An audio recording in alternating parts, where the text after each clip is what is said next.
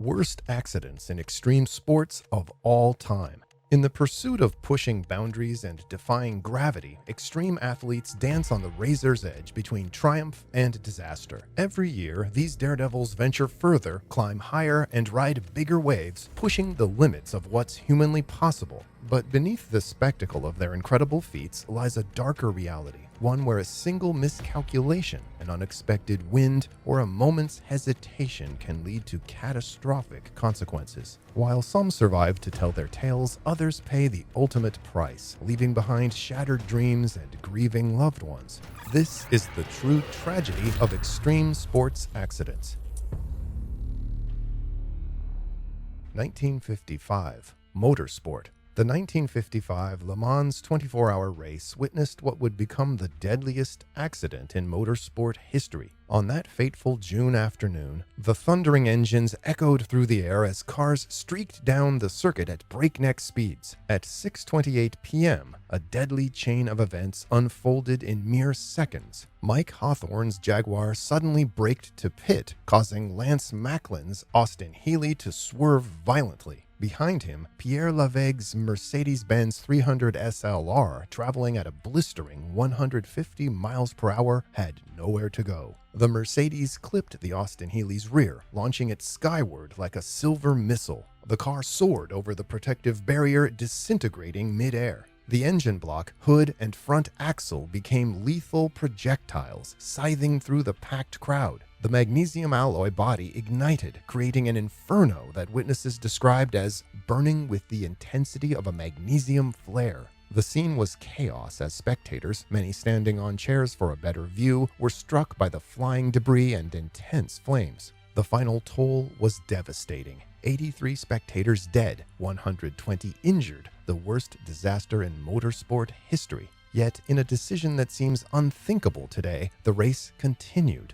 Officials feared that stopping would cause mass panic and block access for emergency vehicles. The race organizers made the controversial choice to prevent a mass exodus that could have hampered rescue efforts. The aftermath changed motorsport forever. Mercedes-Benz immediately withdrew from racing and wouldn't return to competitive motorsport for decades. Several countries, including Switzerland, banned motor racing entirely, a ban that would last until 2007. The tragedy forced a complete rethinking of racing safety, leading to fundamental changes in track design and spectator protection. New safety barriers were installed, and viewing areas were moved further from the track. The pit straight was redesigned, and strict regulations were implemented regarding car construction and track safety features. These changes would form the foundation of modern motorsport safety standards, protecting both drivers and spectators. Today, the 1955 Le Mans disaster remains a sobering reminder of the importance of safety measures in extreme sports. The tragedy serves as a turning point in racing history, where the pursuit of speed and spectacle had to be balanced with the paramount concern for human life. Its legacy continues to influence motorsport safety regulations worldwide.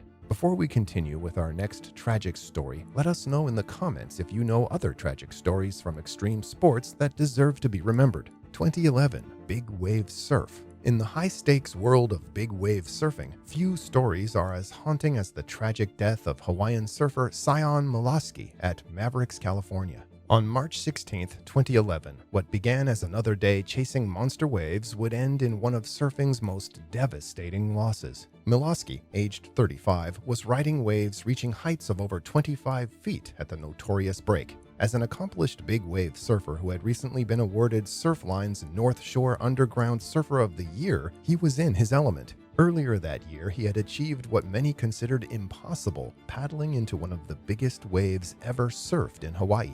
That fateful afternoon, as the sun began to set, Molaski decided to catch a few more waves while his companions, Nathan Fletcher and Danny Fuller, headed to shore. What happened next would send shockwaves through the surfing community. After taking off on a massive wave, Molaski successfully made the drop, but the wave's lip crashed behind him with devastating force. The impact drove him underwater, where he remained trapped through multiple waves of the set. 20 minutes later, Fletcher found Molaski's body floating near the rocks at the entrance of Half Moon Bay Harbor. Despite immediate rescue efforts, he was pronounced dead at Seton Coastside Medical Center. The incident eerily echoed the death of another legendary surfer, Mark Fu, who had perished at the same spot in 1994. Miloski's death highlighted the extreme dangers of big wave surfing, even for the most skilled athletes. Beyond his remarkable surfing achievements, he was a devoted family man who supported his passion through his Custom Gates Hawaii business.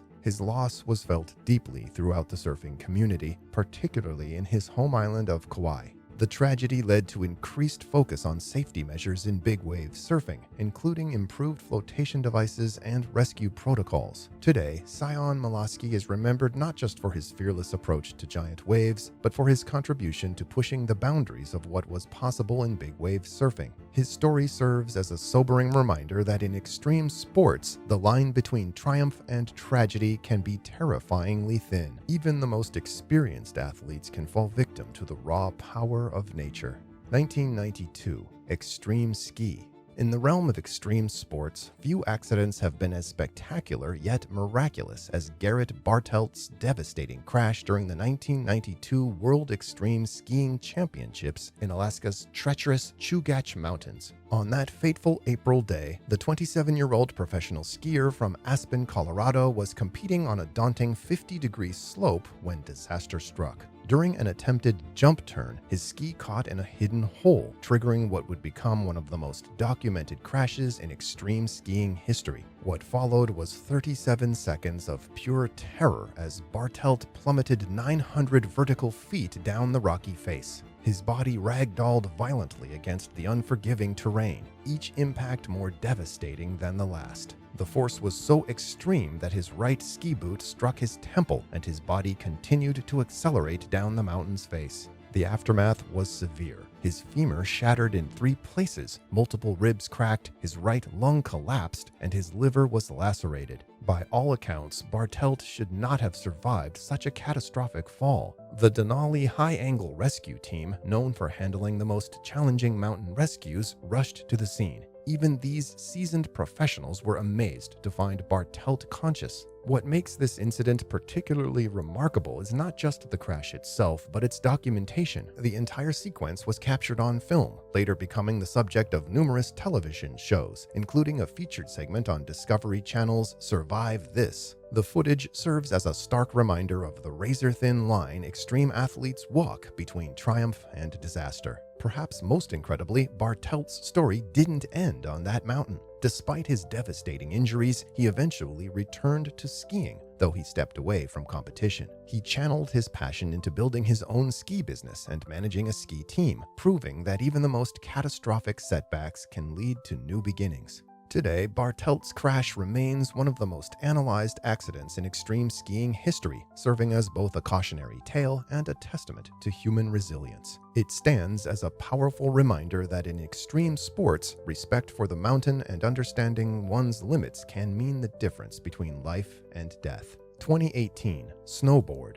The 2018 Winter Olympics in Pyeongchang witnessed one of the most dramatic moments in snowboarding history when 16-year-old Japanese prodigy Yuto Totsuka suffered a horrific crash during the men's half-pipe final. What should have been a showcase of young talent turned into a heart-stopping moment that left Snuver high above the massive 22-foot halfpipe. As he soared nearly 20 feet into the frigid Korean air, something went terribly wrong. The teenage snowboarder lost control and came crashing down directly onto the halfpipe's lip, the hardest and most dangerous part of the structure. The impact was brutal. Totsuka's body violently. The silence that fell over the crowd spoke volumes about the severity of the crash. Emergency medical teams rushed to the scene as Totsuka lay motionless on the snow. The young athlete was carefully strapped onto a stretcher and evacuated from the course, leaving spectators fearing the worst. In a testament to both luck and the resilience of youth, Japanese Olympic officials later reported that Totsuka had somehow escaped without any severe injuries, suffering only hip pain. What makes this story truly remarkable is what happened next. Rather than letting this devastating crash define his career, Totsuka used it as motivation.